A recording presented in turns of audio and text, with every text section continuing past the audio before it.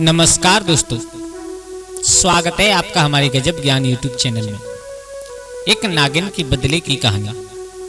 दोस्तों, कैसे लिया एक नागिन ने अपने परिवार का बदला।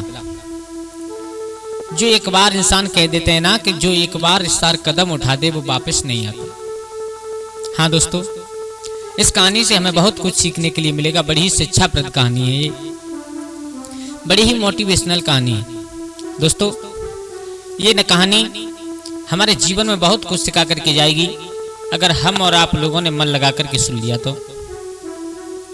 दोस्तों, कहानी प्रारंभ करने से पहले आप लोगों से मेरा एक निवेदन है, अगर आप हमारे गजब ज्ञान यूट्यूब चैनल पर नए दर्शक मेहमान बंधु बनकर के आए हैं तो प्लीज़ हमारे चैनल को सब्सक्राइब करें और हो सके तो अपने परिवार और दोस्तों के साथ में शेयर जरूर करें।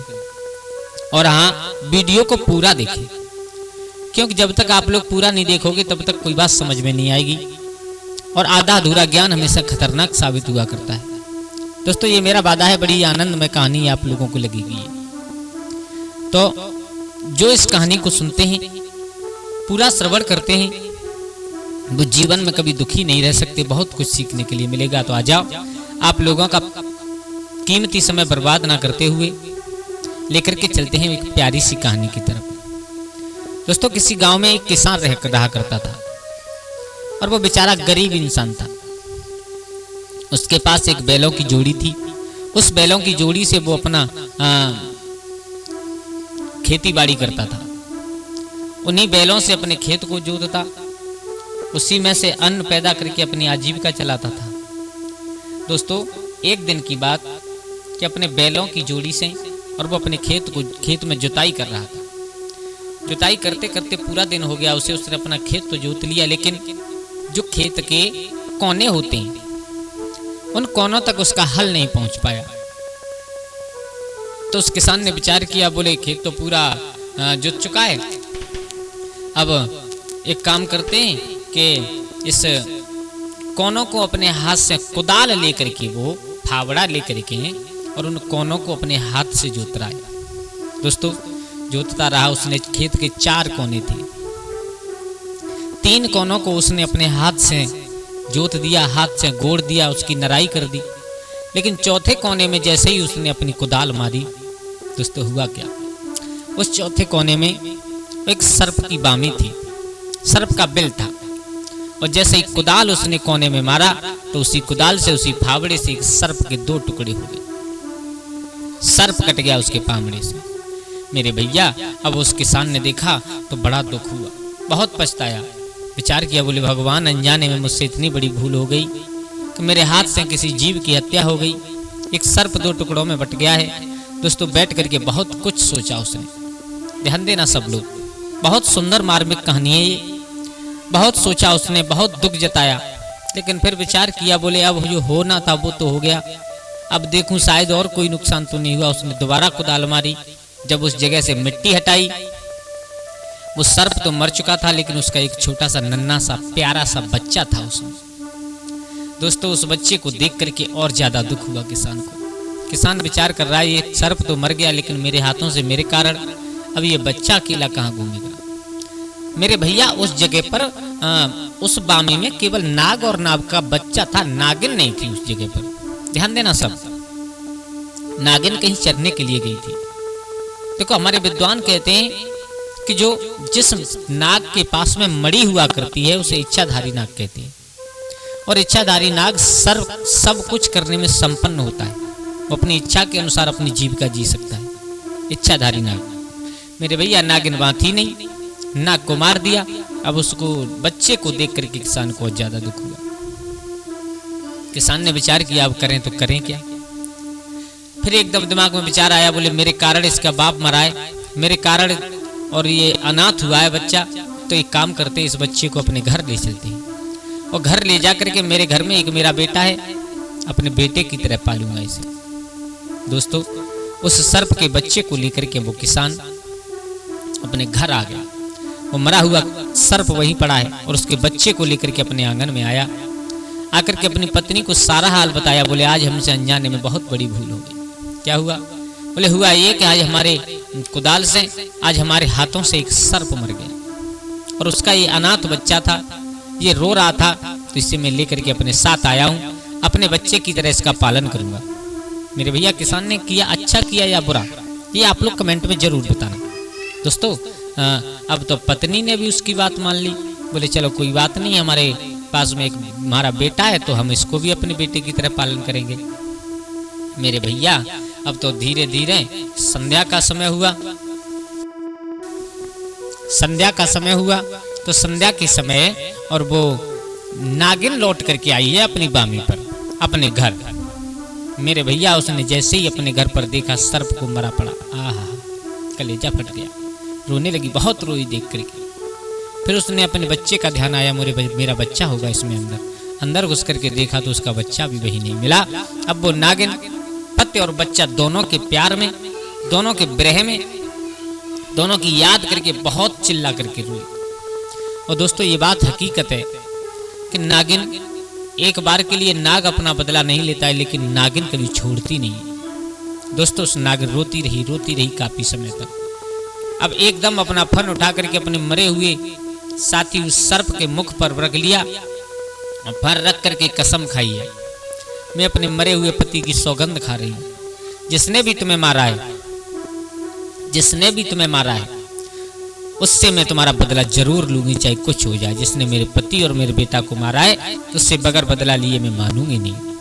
मेरे भैया अब तो जैसे तैसे रो पीट करके उस नागिन ने अपनी रात्रि काटी, लेकिन नींद कहाँ आने वाली है। अब तो इस इंतजार में कि मालूम कैसे पड़े किसने मारा है किसने नहीं मारा है।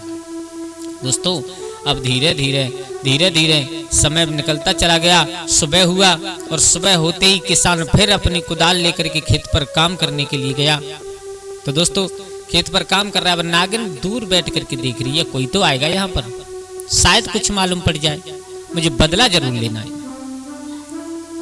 दोस्तों उधर तो किसान उस नागिन के बच्चे को अपने घर पर छुड़ाया, उसकी पत्नी उसकी देखभाल कर रही है, हर छोटी छोटी चीज जरूरत की उसकी और पूर्ति कर रही है। इधर नागिन ने और उस कुदाल को देखा, जिस कुदाल से उसका सर्प उसका पति मरा था, उस पर कलकाई थोड़ा सा खून लग रहा है। नागिन देखते ही समझ गई मेरे पति को मारा है तो इसी किसान ने मारा है, और मेरे बच्चे को मारा है तो इसी किसान ने मारा है। अब मैं बदला जरूर लूंगी, चाहे कुछ हो जाए। उस बेचारे किसान को कुछ नहीं पता। मेरे भैया अब नागिन विचार कर रही है, सबसे पहले ये देखूं कि इसका घर कहाँ है, दूसरे नंबर ये देखूं कि इसके परिवार में कितने लोग हैं, बदला तभी तो पूरा होगा। मेरे भैया संध्या तक किसान ने काम किया अपने खेत में। जब संध्या को किसान अपने घर के लिए चला तो वो नागिन पीछे पीछे छुप छुप करके चली है, चलती चली गई।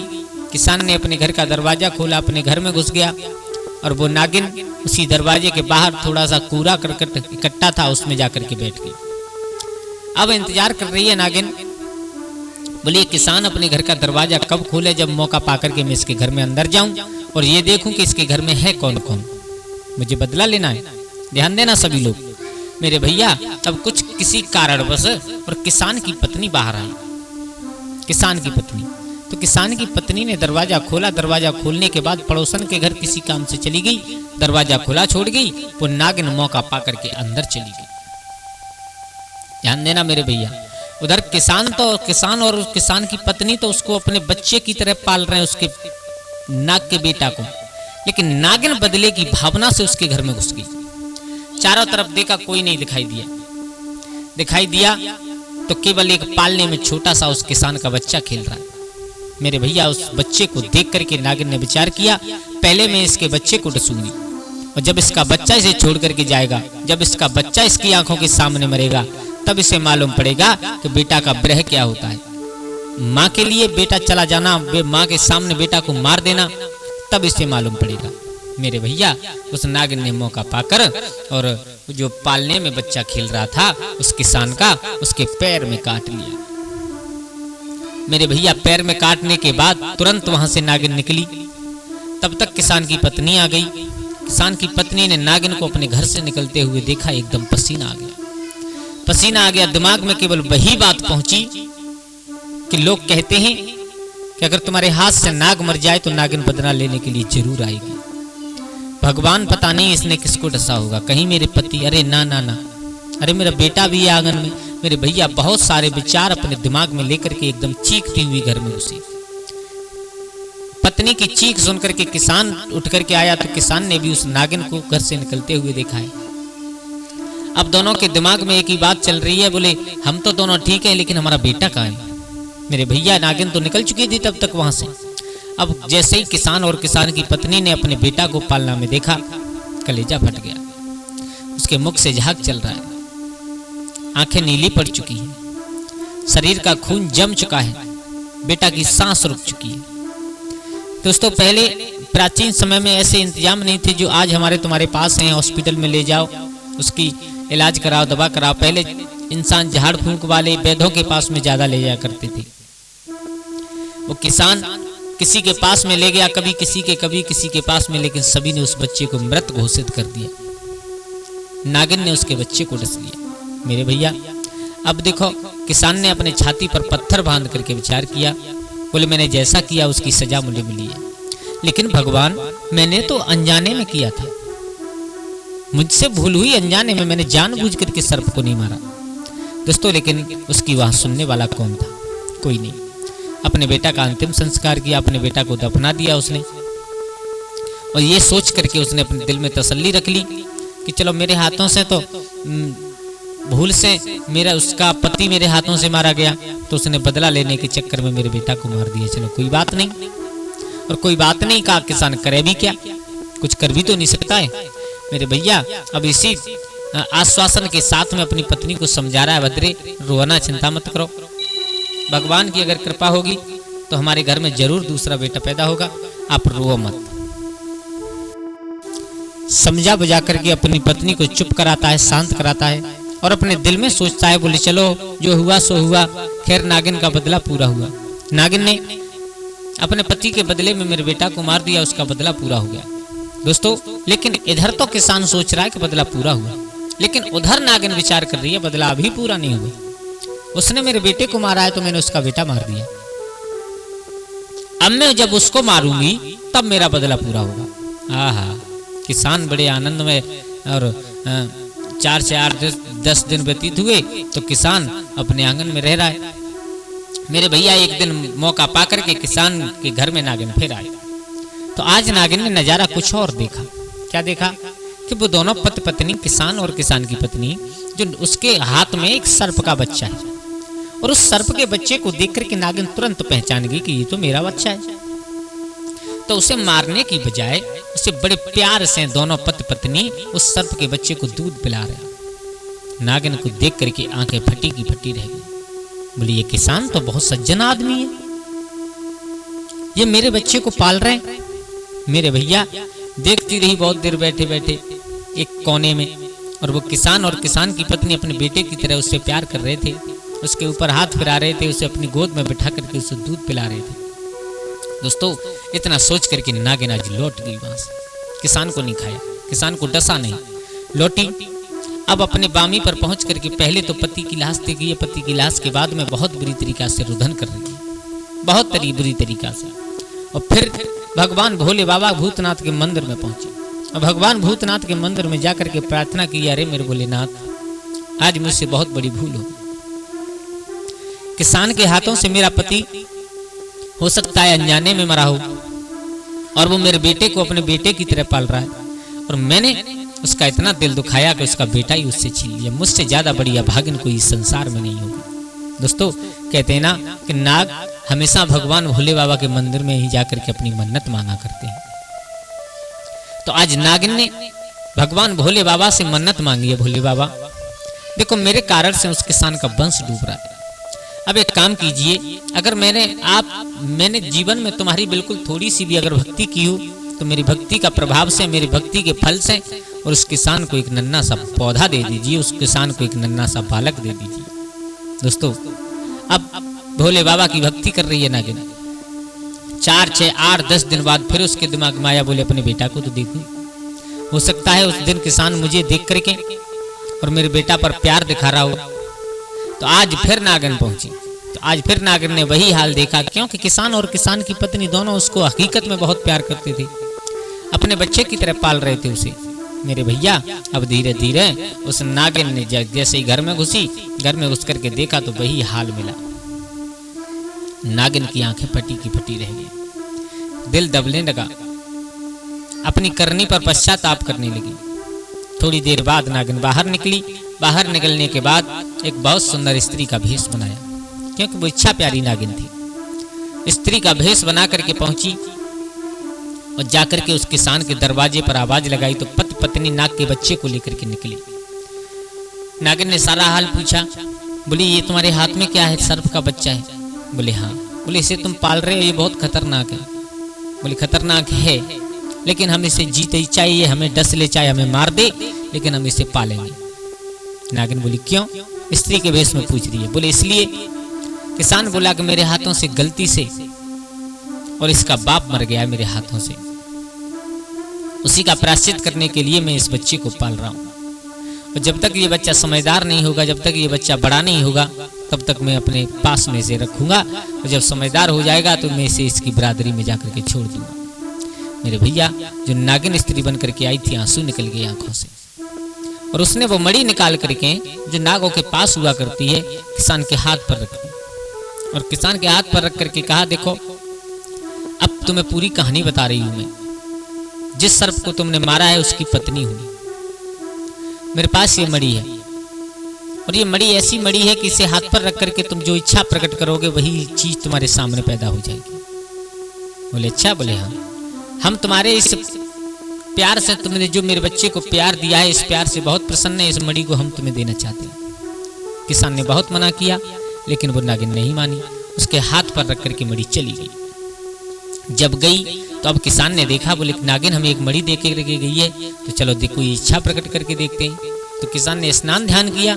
स्नान ध्यान करने के बाद और उस मणि को अपने हाथ पर रख करके इच्छा प्रकट की है, अगर नाग देवता की इसमें कृपा है, नाग देवता की अगर इस पर कृपा है, तो मेरे घर में एक नन्हा सा पौधा आ जाए, नन्हा सा पालक आ जाए। मेरे भैया, मणि का तो बात ही कुछ ऐसी हुआ करती है मणि की।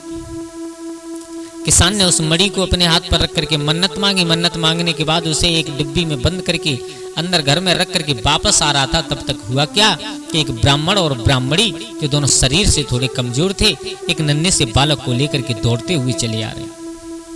आते आते द्वार तक पहुंचने पर किसान के पैरों में गिर पड़े उस बालक को लेकर।